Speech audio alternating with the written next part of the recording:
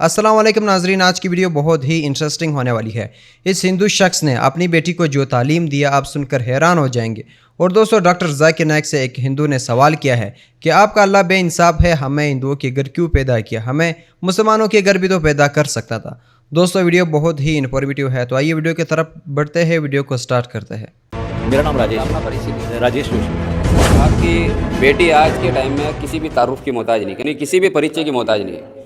आपका कैसे मन में आया कि मेरे बच्ची को ऐसे तरबियत देनी चाहिए? एक तो इसकी इतनी अच्छी उर्दू है, कुछ और भी सिखाया या कुछ सब्जेक्ट दिया जैसे अरबी, फ़ारसी वगैरह? कैसे, यानी कहाँ से शुरुआत की है? बस देखो, ऐसे मैं जहाँ पला बड़ा हूँ ना, वो दरियागंज नाम से एक जगह है दिल्ली में। अच्छा, तो बीच दिल्ली में एक रोड है, इस तरफ सारे हिंदू हैं, इस तरफ मुस्लिम।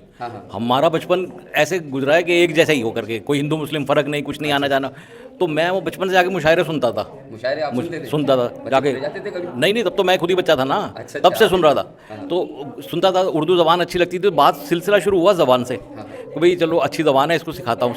हर वालिद अपने बच्चों को अंग्रेज़ी करता रहता है, अंग्रेज़ी। तो जब शादी हुई बच्चा, तो फिर मैंने कहा इसको उर्दू ज़रूर सिखाऊंगा। फिर उर्दू सिखानी शुरू की, उर्दू के साथ साथ मौसीकी सिखानी शुरू की। अब मौसीकी का हाल ये हो चुका था 2000 में, 2005 में, 2006 का बर्थ है इसका। वो ये हाल हो चुका था, फूड गाने, अदंगे गाने, बेहयाई से भरपूर। मैंने कहा यार मैं क्यों सिखा रहा हूँ इसमें मौसीकी। उसके बाद फिर मौसीकी के अंदर से एक और लाइन निकली सूफ़ी म्यूज़िक की।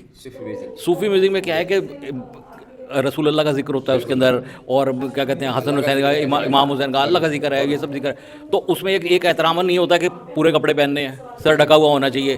तो मैंने कहा यार म्यूज़िक सिखाना है तो फिर इस तरह का सिखाएं इसे म्यूज़िक। तो यहाँ से फिर शुरू हुआ। तो फिर जब सूफ़ी म्यूज़िक, उसके लिए फिर ज़बान उर्दू चाहिए, फिर उर्दू सिखाई इसको, फिर उर्दू के साथ साथ फ़ारसी सिखाई इसको, फिर अभी 3rd ईयर इसका अरेबिक लैंग्वेज का चल रहा है। अच्छा। तो वो सब फिर सिखाया। वो उसमें मुझे पता ही नहीं चला कि कब इमाम हुसैन ने एंट्री कर ली हमारी लाइफ के अंदर, कब वो हमारी रोज़मर्रा की एक चर्चा, हमारे घर में बात ही वही होती है इमाम हुसैन की।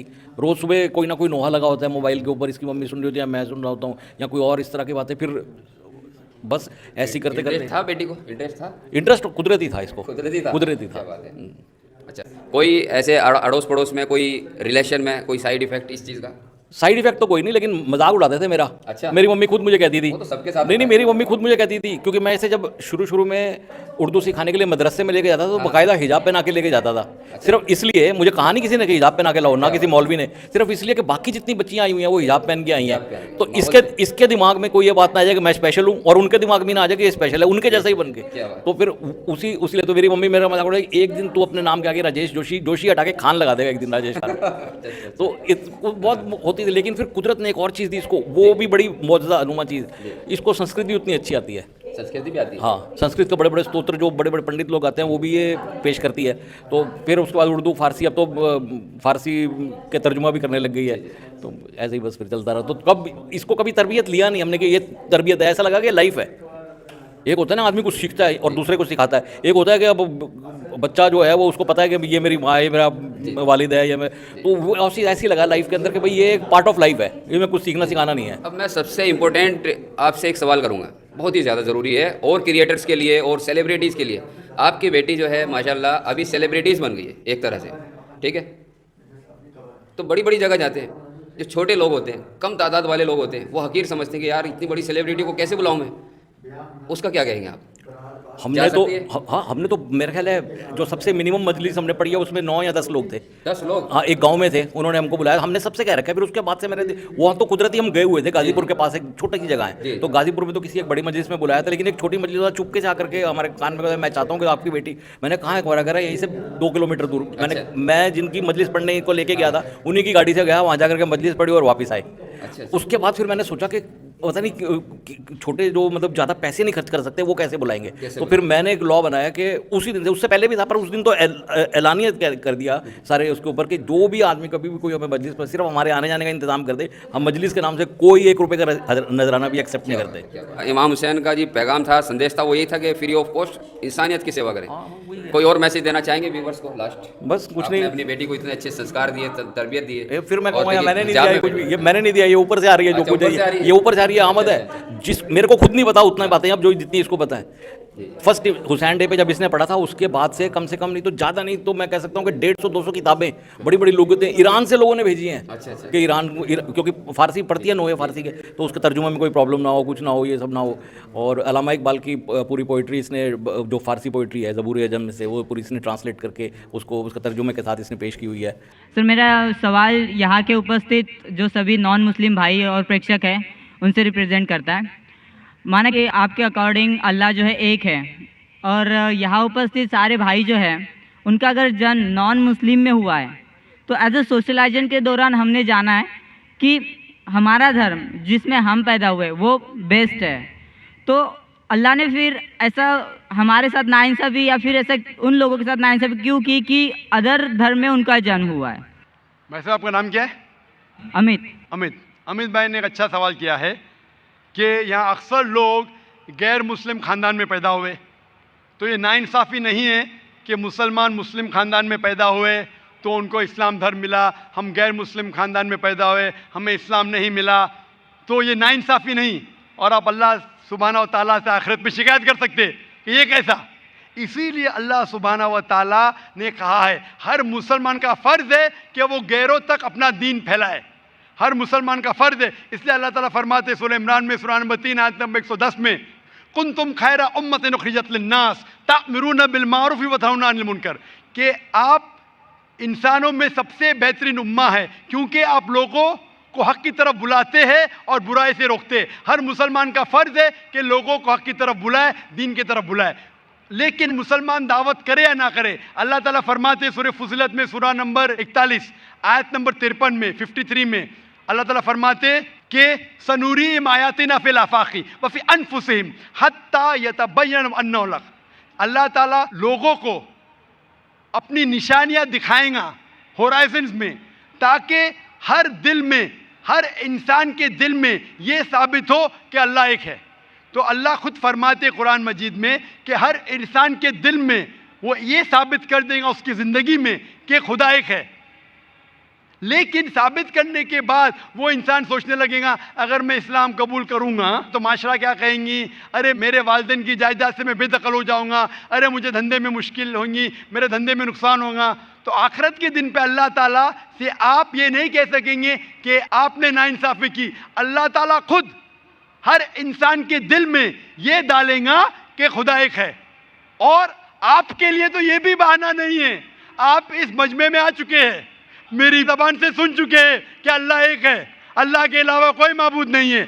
आपको आखिरत के दिन पे ज़रा भी शिकायत नहीं होना चाहिए अल्लाह से। अल्लाह ताला आपसे पूछेगा कि आप जब जाकिर भाई के लेक्चर के लिए गए, जाकिर ने साफ साबित कर दिया कि खुदा एक है, ना ही कुरान से, वेद से साबित किया है, उपनिषद से साबित किया है, बाइबल से साबित किया है, फिर आपने क्यों नहीं एक अल्लाह में माने? तो आप क्या जवाब देंगे? बाकी गैर मुस्लिम को तो बाद में देख लेंगे, मैं आपके बारे में पूछता हूँ कि आप खुदा को क्या जवाब देंगे आखिरत में? Actually sir I am not believing on God, मैं खुदा को नहीं मानता हूँ, क्योंकि इसका रीज़न भी इस तरह से होता है। आए दौरान पूरे विश्व में हम ऐसे हादसे देखते हैं, अगर भगवान है तो बम अटैक या फिर बाढ़, ये सारे जैसे हादसे होते हैं, वहाँ बेगुनाह लोग, छोटे छोटे बच्चे तक की जान चली जाती है। अगर अल्लाह वाकई है तो फिर जो बेगुनाह होते हैं वो लोग क्यों मरते हैं, जो छोटे बच्चे होते हैं उनका मृत्यु क्यों हो जाता है? भाई साहब का सवाल है कि वो खुदा में नहीं मानते, क्योंकि अगर खुदा है तो बेगुनाह की मौत क्यों होती, बच्चे लोग क्यों मारे जाते? आप ऐसा पूछ रहे हैं कि टीचर रहते तो बच्चे फेल क्यों होते? अरे जो बच्चे नहीं पढ़ते वो फेल होते। डॉक्टर है तो लोग क्यों मरते? क्योंकि अल्लाह सुब्हाना व ताला कहते कुरान मजीद में कि हमने तुम्हारे औलाद, तुम्हारी बीवियां, तुम्हारी दौलत को एक फितना जैसे पैदा किया है। फितना है मतलब आपके लिए इम्तिहान है, एक इम्तिहान है कि अगर आपके बच्चे मरेंगे फिर भी आपको उस ईश्वर पे भरोसा है कहने। कोई भी बच्चा जब मरता है बॉम्ब ब्लास्ट से वो जहन्नम में थोड़ी जाता है, बच्चा मरा तो जन्नत में जाता है। अल्लाह ताला आपका इम्तिहान ले रहे, उसके वालिदैन का इम्तिहान लेते, क्या बच्चे मरने के बाद फिर भी आपको ईश्वर पे भरोसा है कहने। और ये जानने के लिए ईश्वर के बारे में आप मेरी तकरीर सुनिए, क्या कुरान खुदा का कलाम है? आप वो मेरी DVD देखिए, क्या कुरान खुदा का कलाम है? इंशाअल्लाह अगर आप खुले जहन से ये तकरीर सुनेंगे, इंशाअल्लाह आपको यकीन होगा कि खुदा एक है और आखिरी कलाम कुरान मजीद है। इंशाअल्लाह। आखिरी सवाल। नमस्कार, मेरा नाम वैशाली सर मुझे एक क्वेश्चन पूछना था। आप क्या स्पीच में पूछा है, मतलब कहा है कि हर इंसान मुस्लिम कह के ही जन्म होता है। तो मेरा तो मानना है और सभी का यही कहना है कि जब बच्चा होता है तो उसका धर्म उसके माँ बाप के धर्म अनुसार होता है। तो ये कैसे होता है? बहन का सवाल है कि मैंने कहा मेरी तकरीर में कि हर बच्चा जब पैदा होता है मुस्लिम पैदा होता है, तो बहन पूछ रही है कि बच्चे का धर्म अपने वालिदैन का धर्म होता है। वो बच्चा पैदा होने के बाद जब बच्चा पैदा होता है तो मोहम्मद सल्लल्लाहु अलैहि वसल्लम फरमाते वो दीनुल फित्र में पैदा होता है, मतलब वो ही कर रहा है जो उसका खालिक, उसका ईश्वर, उसका अल्लाह चाहता है। वो सांस ले रहा है उस तरीके से जिस तरीके से अल्लाह चाहता है, उसका खालिक चाहता है। वो जी रहा है उस तरीके से, वो फितरत पे जी रहा है। उसके बाद वो अपने वालिदैन के बताए हुए रास्ते पे चलने लगता है। इसीलिए अगर कोई बच्चे पे एक्सटर्नल फोर्स नहीं है, एक्सटर्नल इन्फ्लुएंस नहीं है, इसके बारे में रिसर्च किया गया था दो ट्राइब पे। दो ट्राइब है जिसका नाम है Australian Aborigines and the Kapaku tribe. ये दो ट्राइब 1950 में साइंटिस्ट इनके पास गए और जानने की कोशिश किए। ये दो ट्राइब इंसानियत के टच में नहीं थे, कोई भी मॉडर्न इंसान इनके ऊपर इन्फ्लुएंस नहीं किया था, इनका कोई भी मॉडर्न ह्यूमन बीइंग से इन्फ्लुएंस नहीं था। जब रिसर्चर्स गए और तहकीक किए कि इनका जीने का तरीका कैसा है, तो जानने लगे कि वो एक खुदा में मानते, एक ईश्वर में मानते, उसकी इबादत करने के लिए सिजदा करते हैं और शिर्क नहीं करते। वो तहकीक करने के बाद पता चला कि वो इस्लाम फॉलो कर रहे, नाम से मुसलमान नहीं थे लेकिन ज़िंदगी के बसर करने का तरीका इस्लामिक था। तो इससे ये हमें पता चलता है कि अगर कोई बच्चा पैदा होता है और उसे आप अलहदा रखते, उसके ऊपर कोई इन्फ्लुएंस नहीं, ना वालिदैन का, ना बड़ों का, ना टीचर का, वो बच्चा मुस्लिम जैसे जिएगा। मुसलमान मतलब अपनी ज़िंदगी खुदा के अहकामात के मुताबिक बसर करना, अपनी ज़िंदगी बसर करना खुदा के मुताबिक। ये साइंटिफिक रिसर्च है। इसीलिए मैं कहता हूँ हर इंसान जब पैदा होता है, मुस्लिम पैदा होता है, उसके बाद उसके वालिदैन उसे गलत रास्ते पे ले जा सकते हैं। हो सकता है कि बुत परस्ती करते, हो सकता है कि आग को पूजने के लिए कहेंगे। इसीलिए कोई गैर मुस्लिम जब मुस्लिम बनता है, कन्वर्ट कहना गलत है। कन्वर्ट मतलब एक रास्ते से दूसरे रास्ते पे जाना। रिवर्ट मतलब एक इंसान सही रास्ते पे था, फिर गलत रास्ते पे जाता है, फिर से सही रास्ते पे आता है, उसे कहते हैं रिवर्ट। हिंदी या उर्दू में कहूँगा मैं, नौ मुस्लिम कहना गलत है, हिंदी में कहूँगा लौटा हुआ मुस्लिम। ये मेरे खुद के अल्फाज है, लौटा हुआ मुसलमान। इसलिए मैं आपसे पूछना चाहूँगा बहन, क्या इस्लाम के बारे में कुछ जानकारी है आपको?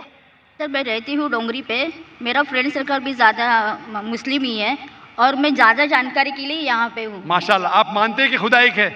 ज़रूर। आप मानते हैं कि बुत परस्ती गलत है? जी नहीं, मैं यही जानती हूँ कि परमेश्वर, ईश्वर, अल्लाह और जो भी कुछ है वो सब एक ही है। जी हाँ, लेकिन आप मानते हैं कि बुत परस्ती गलत है कि सही है? सर बुत परस्ती का अर्थ मुझे मालूम नहीं, मैं इंसानियत पे ज़्यादा भरोसा करती हूँ, इसलिए मैं बोलती हूँ कि सब एक ही है। लेकिन इंसानियत पे भरोसा अगर करते हैं तो हमें हमारे ईश्वर की इबादत करना चाहिए कि गलत चीज़ों की? क्योंकि आपके वेद में लिखा है, जैसा मैंने फरमाया, Yajurveda chapter number 32 shloka number 3 में और श्वेताश्वतर उपनिषद में चैप्टर नंबर 4 श्लोका नंबर 19 में, न तस्य प्रतिमा अस्ति, उस ईश्वर की कोई प्रतिमा नहीं, उस ईश्वर का कोई अक्स नहीं, कोई फोटोग्राफ नहीं, कोई पेंटिंग नहीं, कोई बुत नहीं, कोई स्कल्पचर नहीं। तो आपकी हिंदू मज़हब की किताबें कहती है कि बुत परस्ती गलत है, ईसाई मज़हब की किताबें कहती बाइबल के बुत परस्ती गलत है, कुरान इस्लाम मज़हब की किताब कहती है बुत परस्ती गलत है। तो मैं आपसे पूछता हूँ कि आप बुत परस्ती में यकीन करते क्या नहीं? सर आप बुत परस्ती जो बोल रहे हैं उसको मेरा मीनिंग नहीं समझ रहा, खाली मुझे यही मालूम है कि सब जो ईश्वर, अल्लाह जो भी कुछ है सिर्फ एक ही है। बिल्कुल सही, ईश्वर अल्लाह एक है। लेकिन अगर आप ईश्वर को, अगर मिसाल के तौर पे ईश्वर को आप कुछ गलत साबित करते हैं और उसे ईश्वर कहते, गलत चीज़ को ईश्वर कहना सही है? नहीं, बिल्कुल नहीं। अगर कोई कहेगा कि ये टेबल ये चेयर ईश्वर है, आप मानेंगे?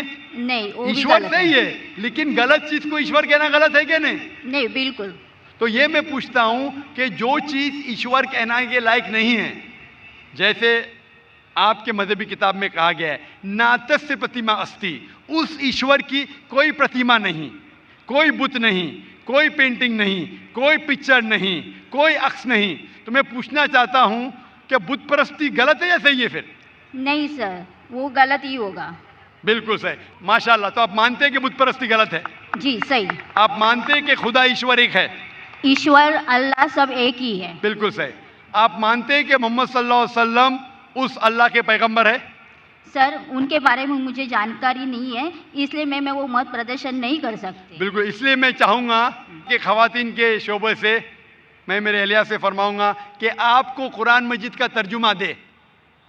आपको अगर हिंदी आती है तो हिंदी में दीजिए, उर्दू आती तो उर्दू में, मराठी तो मराठी या अंग्रेज़ी में। आप कुरान मजीद का तर्जुमा पढ़िए और इंशाअल्लाह इस किताब के ज़रिए आप हिदायत पाएंगे। और अगर कुछ भी उसमें मुश्किलात है तो आप ज़रूर डोंगरी पे रहते, हमारा इदारा भी डोंगरी पे, आप इस्लामिक रिसर्च फाउंडेशन में आ सकते और आपके जो भी शक या शुबह है उसे दूर कर सकते। Hope the answer the question. बहन ने एक अच्छा सवाल पूछा है कि मैं मानती हूँ कि एक खुदा है, मैं गुनाह नहीं करती हूँ, क्या ज़रूरी है मुसलमान बनना कि सिर्फ एक अच्छा इंसान बने काफ़ी है? बहन, मुसलमान बनने के लिए सबसे पहले अच्छा इंसान बनना ज़रूरी है। अगर आप अच्छे इंसान नहीं है तो मुसलमान बन ही नहीं सकते। मैं आपको मिसाल दूंगा कि आपने कहा जैसे अच्छा इंसान बनना होता है 10th स्टैंडर्ड पास करना, मुसलमान बनना मतलब पोस्ट ग्रेजुएट पीएचडी। तो अगर आप पीएचडी है तो स्कूल पास पढ़ना फ़र्ज है, स्कूल पास करेंगे फिर ही आप कॉलेज में जाएंगे, यूनिवर्सिटी में जाएंगे। तो इस्लाम मतलब पीएचडी, डॉक्टरेट। आम अच्छा इंसान मतलब स्कूल पास करना। इस्लाम के तालीमात में एक भी ऐसी चीज़ नहीं है जो इंसानियत के खिलाफ है। आप मीडिया पे शायद देखते होंगे कि इस्लाम में ये गलत है, इस्लाम में ये गलत है, लेकिन ये सिर्फ मीडिया गलत फहमियाँ फैला रही है। इस्लाम की तालीमात में एक भी ऐसी तालीम नहीं है जो इंसानियत के खिलाफ है, लेकिन इस्लाम में ऐसी कई तालीमात है जो इंसानियत में नहीं है। इसीलिए मुसलमान के मानी क्या? मुस्लिम मानी वो शख्स जो अपनी ज़िंदगी को अपने खालिक, अपने बनाने वाले के मुताबिक अपनी ज़िंदगी बसर करता हो। तो ये ज़रूरी नहीं है कि जो हमारा खालिक है, जो हमारा पैदा करने वाला है, हमारे बनाने वाला है, उसकी हम इबादत करें, उसका शुक्रिया अदा करें और उसके मुताबिक हम ज़िंदगी बसर करें। मिसाल के तौर पे आप जब बीमार होती है तो आप किसके पास जाती है? किसके पास जाती है आप? डॉक्टर। किसके पास? डॉक्टर। डॉक्टर के पास। क्यों? क्योंकि डॉक्टर हमारे जिस्म के बारे में ज़्यादा जानता है। उसी तरीके से हमारा खालिक, हमारा मालिक, हमारा रब, हमारा ईश्वर, हमारा अल्लाह हमारे बारे में ज़्यादा जानता है। तो ये आखिरी किताब, आखिरी कलाम कुरान मजीद हमारे लिए एक पैगाम है इंसानियत के लिए, किस तरीके से अच्छा इंसान बनना, किस तरीके से सही काम करना, किस तरीके से अच्छे काम करना। तो ये आखिरी पैगाम कुरान मजीद हमें सिखाता है अच्छा इंसान बनना। लेकिन अच्छा इंसान बनना काफ़ी नहीं है, अच्छा इंसान बनने के अलावा हमें ईश्वर की इबादत करना चाहिए, क्योंकि इंसानियत जो हम जानते हैं वो एक हमारे तजुर्बे के ज़रिए हमें कुछ चीज़ पता चलती है, लेकिन हमारा खालिक, हमारा बनाने वाला, जिस तरीके से डॉक्टर हमारे जिस्म के बारे में ज़्यादा जानता है, अल्लाह सुब्हानहू व तआला खुदा सारे डॉक्टरों से और ऊंचा है। वो जानता है क्या हमारे लिए अच्छा है, क्या हमारे बुरा है। मिसाल के तौर पे इंसानियत के लिहाज से शराब पीना बुरा नहीं है, शराब पीना इंसानियत के लिहाज से बुरा नहीं, लेकिन इस्लाम के मुताबिक सूरह माइदा सूरा नंबर 5 आयत नंबर 90 में अल्लाह ताला फरमाते हैं, या अय्युहल्लज़ीना आमनू इन्नमल खम्रु वल मैसरू मोस्ट सर्टनली इंटॉक्सिकेंट गैम्बलिंग वल अनज़ाब वल अस्लामु, जुआ खेलना और फांसे फेंकना और शराब पीना रिश्त मन मिली शैतान, ये शैतान के हथकंडे, फज्तनिबू लअल्लकुम तुफ्लिहून, आप इससे दूर रहो ताकि आप सफलता पाओ। यहाँ हमें हिदायत मिल रही है कि शराब मत पियो। आज की तहकीक ये कहती है कि शराब पीने से सबसे ज़्यादा मौत होती है, जो चीज़ खाने में सबसे ज़्यादा मौत इंसान को देती है, वो नंबर 1 है शराब। हर साल करोड़ों लोग मर रहे सिर्फ शराब पीने की वजह से। आज की तहकीक कहती है कि जितने बलात्कार होते हैं, अक्सर 80% से ज़्यादा जो बलात्कार करता है या जिस पे बलात्कार होता है या दोनों शराब की हालत में होते। तो शराब पीने से बलात्कार बढ़ता है, ज़िना बिल जब्र बढ़ता है। शराब पीने पर तकरीर कर सकता हूँ। तो ये आपको इंसानियत में नहीं मिलेगा। इसीलिए मैं कहता हूँ कि इस्लाम मुस्लिम इंसानियत से ऊंचा है और ऐसी कोई बात नहीं इस्लाम में जो इंसानियत के खिलाफ है। तो मैं आपसे पूछूंगा कि सिर्फ स्टैंडर्ड 10 पास करना अच्छा है क्या पीएचडी करना अच्छा है? PhD of course. पीएचडी। तो इसलिए सिर्फ आम इंसान बनना अच्छा है क्या अच्छा मुसलमान बनना अच्छा है? आम इंसान? एक अच्छा इंसान बनना सिर्फ अच्छा है कि एक अच्छा मुसलमान बनना और अच्छा है?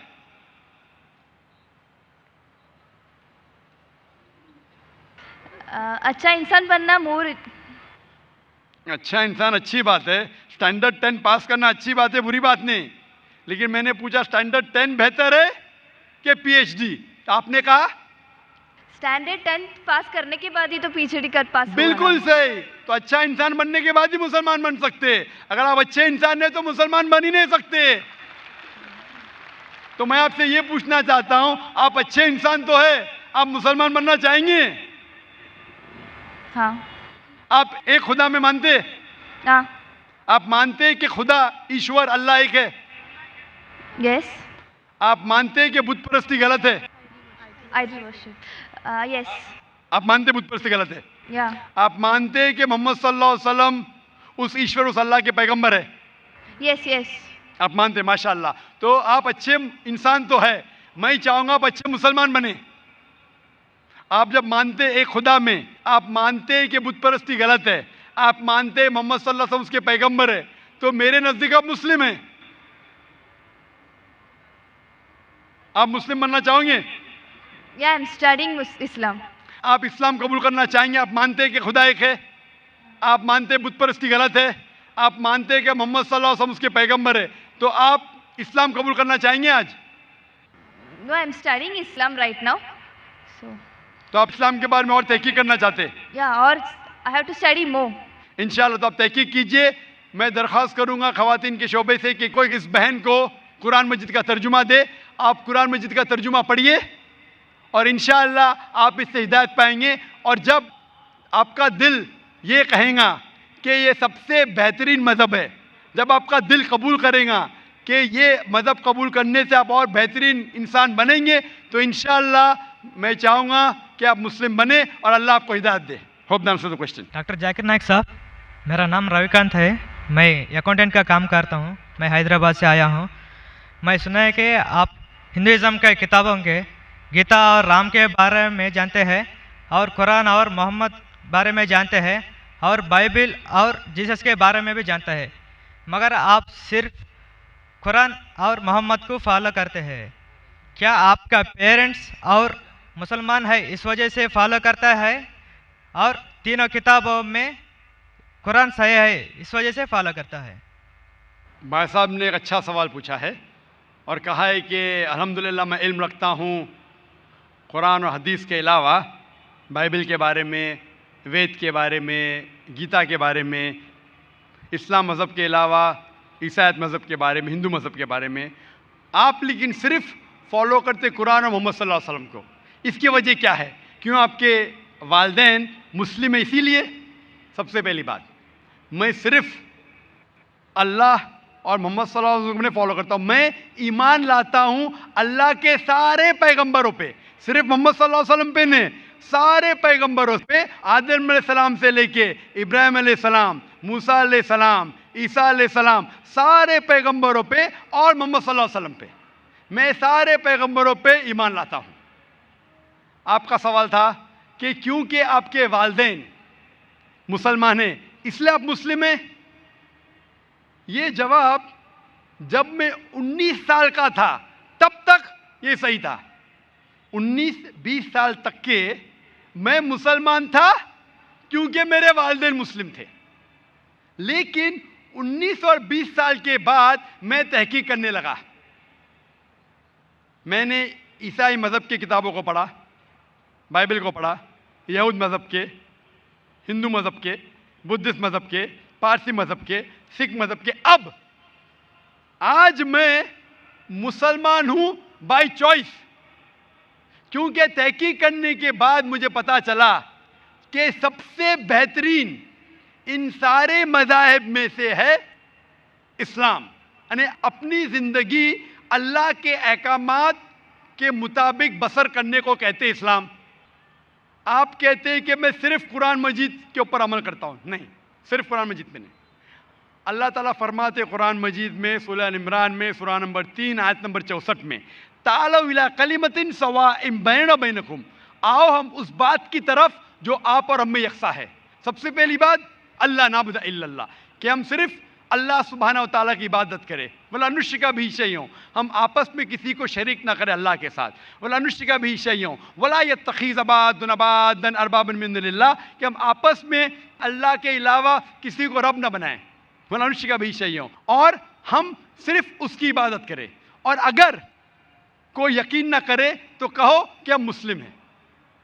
तो अल्लाह ताला फरमाते हैं कि जब आप दिगर मज़ाहिब का मुताला करते हैं, तालौ इला कलिमतिन सवाइम बैना बैनकुम, आओ उस बात की तरफ जो आप और हम में यकसा है। मैं कई चीज़ें गीता की भी फॉलो करता हूँ, कई चीज़ें वेद की भी फॉलो करता हूँ, कई चीज़ें बाइबल की भी फॉलो करता हूँ। मिसाल के तौर पे जब आप पढ़ेंगे उपनिषद, लिखा हुआ है छंदोग्य उपनिषद चैप्टर नंबर 6 सेक्शन नंबर 2 श्लोक नंबर 1 में, एकम एविदित्यम, खुदा एक है, दूसरा नहीं है। लिखा है श्वेताश्वतर उपनिषद में चैप्टर नंबर 6 श्लोका नंबर 9 में, नाचस्य कसिज जनिता न चदीपा, उस ईश्वर, उस खुदा के कोई वालिदैन नहीं, उसका कोई रब नहीं। मैं मानता हूँ कि खुदा की कोई वालिदैन नहीं, उसके ऊपर कोई नहीं है। लिखा है श्वेताश्वतर उपनिषद में चैप्टर नंबर 4 श्लोका नंबर 19 में, न तस्य प्रतिमा अस्ति, उस ईश्वर की कोई प्रतिमा नहीं, कोई अक्ष नहीं, कोई फोटोग्राफ नहीं, कोई पिक्चर नहीं, कोई पेंटिंग नहीं, कोई स्टैच्यू नहीं, कोई मूर्ति नहीं। ये फिर से दोहराया गया है यजुर्वेद में चैप्टर नंबर 32 श्लोका नंबर 3 में, न तस्य प्रतिमा अस्ति, उस ईश्वर की कोई प्रतिमा नहीं, कोई अक्ष नहीं, कोई पिक्चर नहीं, कोई फोटोग्राफ नहीं, कोई पेंटिंग नहीं, कोई मूर्ति नहीं, कोई स्टैच्यू नहीं, कोई पोर्ट्रेट नहीं। तो मैं मानता हूँ। और ब्रह्म सूत्र हिंदुज्म का है, एकम ब्राह्म द्वितीया नास्ते नैना नास्ते किंचन, भगवान एक ही है, दूसरा नहीं है, नहीं है, नहीं है, जरा भी नहीं है। तो मैं इन बातों पे अमल करता हूं। सेम चीज बाइबल में लिखा है, मूसा अलैहिस्सलाम फरमाते, लिखा है बुक ऑफ ड्यूटोनॉमी में चैप्टर नंबर 6 वर्स नंबर 4 में, शमा इज़राइलो अदनाहिनो अदनाइखद, कि ए इज़राइलो सुन लो कि हमारा भगवान, हमारा ईश्वर एक ही है। वही जो ईसा अलैहिस्सलाम ने दोहराए थे गॉस्पेल ऑफ मार्क में चैप्टर नंबर 12 वर्स नंबर 29 में, जब ईसा अलैहिस्सलाम से पूछा गया था सबसे पहला पैगाम क्या है, तो उसने वही चीज़ दोहराई, शमा इज़राइलो अदनाहिनो अदनाइखद, कि हमारा भगवान, हमारा ईश्वर एक है। तो मैं इन बाइबल की बात को मानता हूँ, वेद की बात को मानता हूँ। तो जो चीज़ यकसा है सारे मज़ाहिब में, उस चीज़ पे अमल करता हूँ। लेकिन मेरे तहकीक के बाद मुझे ये पता चला कि जितने मज़ाहिब की किताब है कुरान मजीद के अलावा, वक्त के दौरान बदलते गए, उसके अंदर मिलावट आ चुकी है। कुरान मजीद एक वाहिद मजहबी किताब है जो 1400 साल तक अब तक बिना मिलावट के है, पाक है। इसीलिए मैं कहता हूँ कि ये अल्लाह सुब्हाना व तआला का आखिरी पैगाम है। इसके पहले अल्लाह ने कई किताबें नाजिल की, लेकिन आखिरी किताब अल्लाह ताला कुरान मजीद नाजिल किए। और अल्लाह ताला फरमाते सूरह हिजर में सूरह नंबर 15 आयत नंबर 9 में कि मैंने कुरान शरीफ नाजिल किया है और मैं इसकी हिफाजत करूँगा। इसके बाद इस कुरान मजीद में कोई भी मिलावट नहीं आ सकती। इसीलिए ये पाक किताब है, इसमें कोई मिलावट नहीं। इसीलिए अल्हम्दुलिल्लाह मैं कहता हूँ कि सबसे बेहतरीन मज़हब है इस्लाम। अगर कोई शख्स मुझे इस्लाम से बेहतरीन मज़हब ले आए तो मैं कबूल करने को तैयार हूँ। लोग कहेंगे ये जाकिर क्या कह रहा है, ये कुफ्र है, क्योंकि मैं जानता हूं इस्लाम से बेहतरीन मजहब है ही नहीं। जब मजहब ही नहीं तो कहने में क्या डर। बाकी मुसलमान नहीं कह सकते। मैं एक दिगर मज़ाहिब का तालिब इल्म हूँ। I am a student of comparative religion, और तहकीक के बाद आज मैं कह सकता हूँ कि I am a Muslim by choice. भाई साहब, आप यकीन करते हैं क्या एक अल्लाह है? हाँ भाई साहब जी, आप मानते एक अल्लाह में? है जी, मानते? मानती हाँ कि नहीं? जी, आप एक अल्लाह में मानते या एक से ज्यादा? एक से मानता हूँ। एक अल्लाह में मानते। हाँ, आप मानते हैं कि बुत परस्ती सही है क्या गलत है? गलत है। गलत है। हाँ, आप मानते हैं कि मोहम्मद सल्लल्लाहु अलैहि वसल्लम अल्लाह के पैगंबर है? यस, आप मानते? मानते। तो ये बुनियादी बात है मुस्लिम बनने के लिए कि ईश्वर एक है, अल्लाह एक है, अल्लाह के अलावा कोई माबूद नहीं, बुत परस्ती गलत है और मोहम्मद सल्लल्लाहु अलैहि वसल्लम उसके पैगंबर है। तो आप चाहेंगे कि आप इस्लाम धर्म कबूल करें? जी, आप चाहेंगे? हाँ, माशाल्लाह। भाई साहब का सवाल है कि अबॉर्शन करना गलत है तो क्या प्रोटेक्शन लेना गलत है? अबॉर्शन करना अपने गुनाह को छुपाने के लिए गलत है, बच्ची लड़की है इसलिए गलत है। लेकिन अगर वालदा की जान खतरे में है और डॉक्टर कहते हैं कि अगर हम अबॉर्शन नहीं करेंगे तो वालदा की जान जा सकती है, तो उस वक्त अबॉर्शन करने की इजाज़त है, क्योंकि इस्लाम में let a small loss take place to prevent a big loss. छोटा नुकसान उठाने की इजाज़त है बड़े नुकसान को रोकने के लिए। तो छोटा नुकसान है कि बच्चे की जान जा रही है, बड़ा नुकसान है कि वालदा की जान जा रही है। तो अगर वालदा की जान खतरे में, उस वक्त ही अबॉर्शन की इजाज़त है। लेकिन आम तौर पे जहाँ तक के प्रोडक्शन का सवाल है, जहाँ तक के कॉन्ट्रसेप्शन का सवाल है, तो आम तौर पे आपको इस सवाल का जवाब आपको गहराई से मिलेगा मेरी तकरीर कुरान एंड मॉडर्न साइंस में। इसके अंदर दो राय है।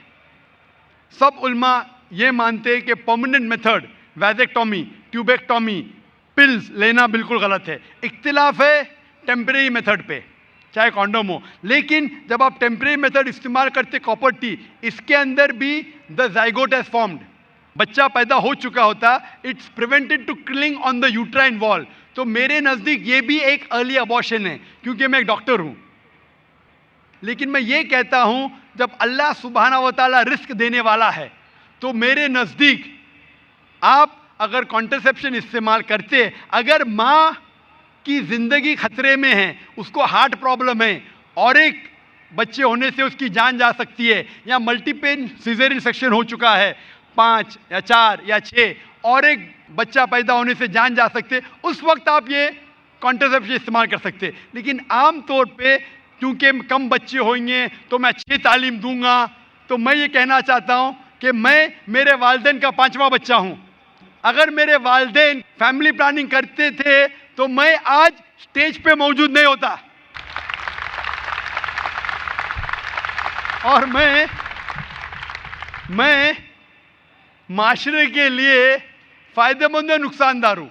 माशरे में कहा जाता डॉक्टर बेस्ट है, अल्हम्दुलिल्लाह डॉक्टर हूँ मैं, लेकिन मैं डॉक्टर का पेशा छोड़ दिया हूँ, क्योंकि कुरान मजीद में अल्लाह ताला फरमाते सूरह फुसिलत में सूरह नंबर 41 आयत नंबर 33 में, वमन अहसनु कौलन मिम्मन दुआ इलल्लाहि व अमिलु सालिहान क़ाला इन्ननी मिनल मुस्लिमीन, कि सबसे बेहतरीन वो इंसान है जो लोगों को अल्लाह की तरफ बुलाता है, अच्छे अमाल करता है और कहता है कि मैं मुस्लिम हूँ। तो मैंने डॉक्टरी का पेशा छोड़ दिया हूँ एक दाई बनने के लिए। दाई सबसे बेहतरीन पेशा है, इसीलिए मेरे नज़दीक फैमिली प्लानिंग नहीं करना चाहिए और हमें अल्लाह पे छोड़ना चाहिए, क्योंकि अल्लाह साफ तौर पे फरमाता है कुरान मजीद में सूरह अनाम में सूरह 6 आयत नंबर 151 में और सूरह 17 सूरह इसरा आयत नंबर 31 में कि आप अपने बच्चों का कत्ल मत करो, क्योंकि अल्लाह सुब्हाना व तआला आपकी और आपके बच्चों की परवरिश कर सकता है। और गहराई से जवाब चाहने के लिए आप मेरी तकरीर देखिए कुरान एंड मॉडर्न साइंस, उसमें आपको पूरा मुकम्मल जवाब मिलेगा। Hope that answers the question. तो मेरे प्यारे मुअज़्ज़िज़ नाज़रीन, ये थी हमारी आज की वीडियो। इस हिंदू शख्स के बातें तो आप लोगों ने सुन लिए। इन्होंने अपनी बेटी को मदरसे में दाखिल किया, उन्हें कुरान सिखा रहा है, उन्हें कुरान पढ़ा रहा है। दोस्तों, इन्हें भी यकीन हो चुका है कि कुरान ही सच्चा है। तो दोस्तों, डॉक्टर ज़ाकिर नाइक का बेहतरीन सा लेक्चर भी आप लोगों ने सुन लिया। ज़ाकिर नाइक से भी एक हिंदू ने सवाल किया था कि अल्लाह बेइंसाफ़ है, अल्लाह ने हमें मुसलमानों के घर क्यों नहीं पैदा किया, हमें हिंदुओं के घर क्यों पैदा किया है। तो दोस्तों जवाब तो आप लोगों ने सुन लिया, उम्मीद है कि आपको वीडियो पसंद आई हो। डॉक्टर जाकिर नाइक ने जो जवाब दिया उसका हवाला कुरान और हदीस से देकर समझाया।